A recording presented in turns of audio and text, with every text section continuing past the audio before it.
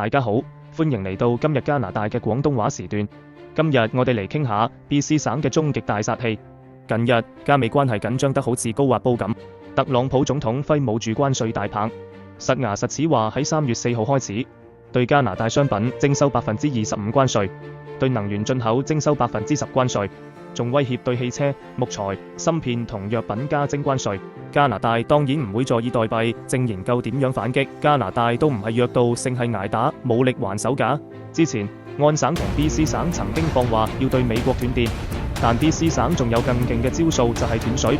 冇錯，就係關咗美國嘅水龍頭。特朗普曾經及住 BC 省嘅水資源，特別係哥倫比亞河，佢形象咁講，幾百萬加侖嘅水從加拿大奔湧而下，好似一個巨型水龍頭，擰開佢水就冚冚聲流向太平洋，關咗佢水就流向洛杉磯。睇嚟特朗普對 BC 省嘅水真係垂涎3尺。哥倫比亞河係 BC 省嘅哥倫比亞湖發源，流經華盛頓州，全長約2000公里，最終喺俄勒岡州入海。呢條河上面有470座水壩，供應美國超過40%嘅水力發電，同時亦為 BC 省貢獻一半嘅水電。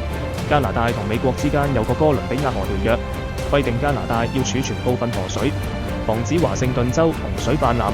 作為交換，加拿大獲得下游發電收益嘅一部分。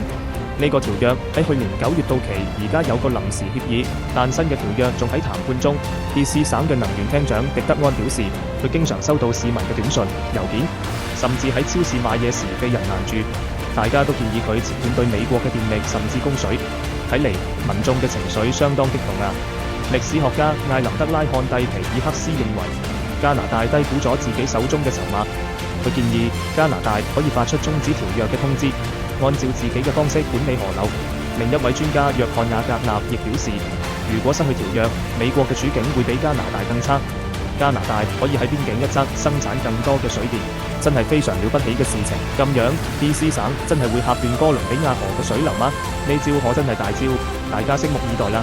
好啦，今日我哋先傾到呢度，記得關注、點讚同埋轉發，下次再見。